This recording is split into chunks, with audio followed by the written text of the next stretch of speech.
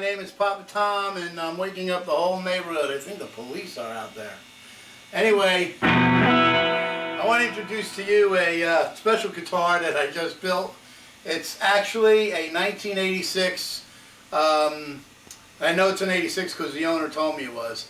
It was a 1986 MIJ, Fender MIJ Contemporary Stratocaster with a humbucker, single coil and single coil, an HSS configuration.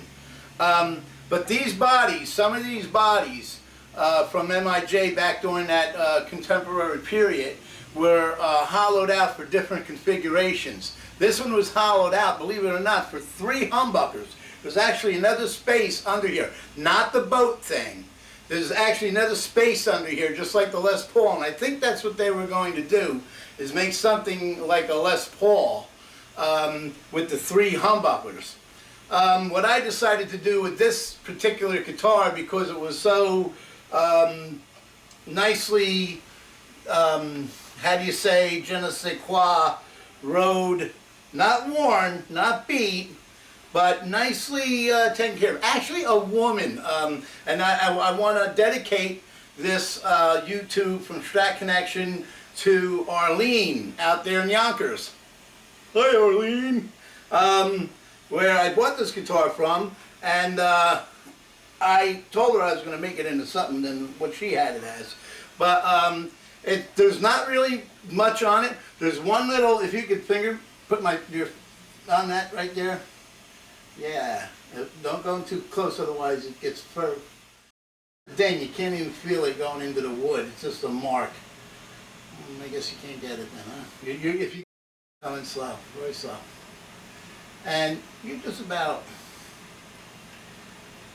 right there. I guess you really can't see it. It's not much of a thing there. That and some belt rash. If you could slowly come in on the back, you know, some belt rash going along here. You know, from belt buckle, and a few little marks here and there. There, one by my thumb, there was one there.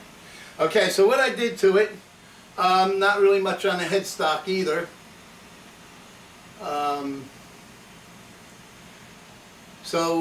What I had done to it was I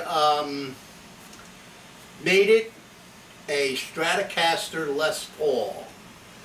That's correct. I took a Fender Strat pick guard. I cut the space wide enough for the Fender System 1 bridge. As you can see, I did a very nice job. The bridge actually goes underneath, so you really can't see any cuts.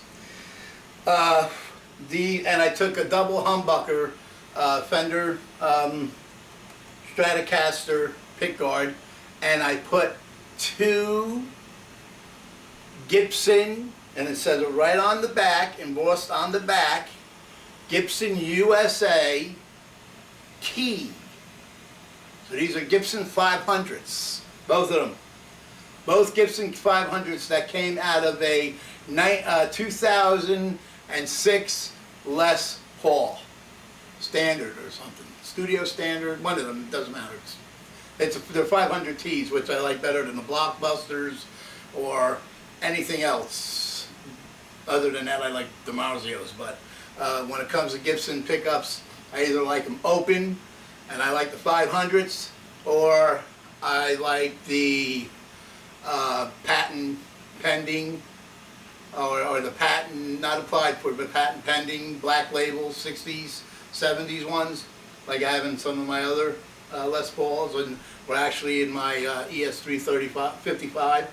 I made a Les Paul Strat. So these are 2 Les Paul pickups. This is a TBX, okay, so that you get, there's an indentation in the middle. So right there is your, and this also is a 3-way switch I put in. This will be your down.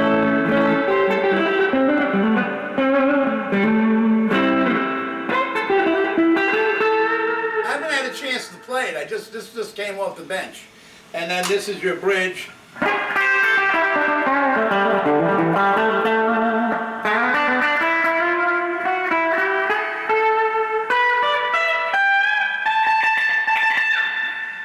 this is both of them.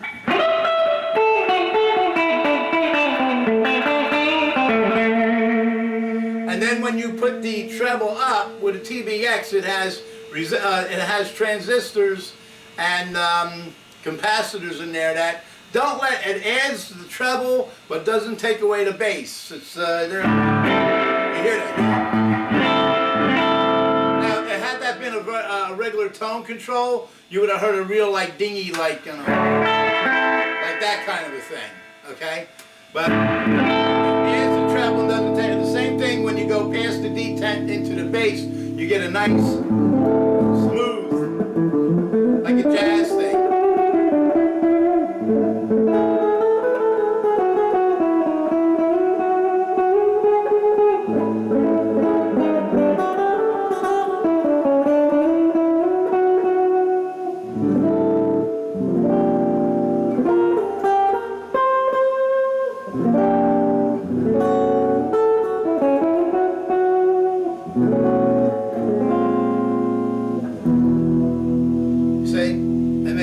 Really nice.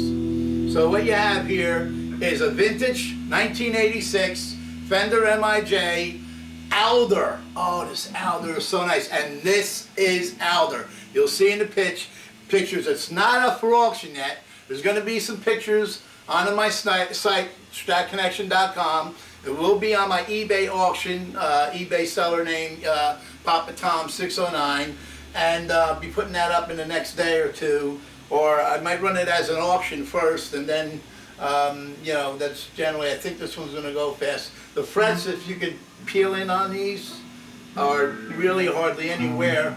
Like I said, Arlene really did a nice job of taking care of this guitar. She really loved it. And her testimony to me was that she bought it brand new in a shop in New York, and you can see there's hardly any fret wear. And she sent me a picture of herself, and she's a dainty, like, kind of woman that, you know, looks like she's very meticulous, takes care of everything. And you know, what I really like is the neck has got that ebony look, not that rosewood, light rosewood.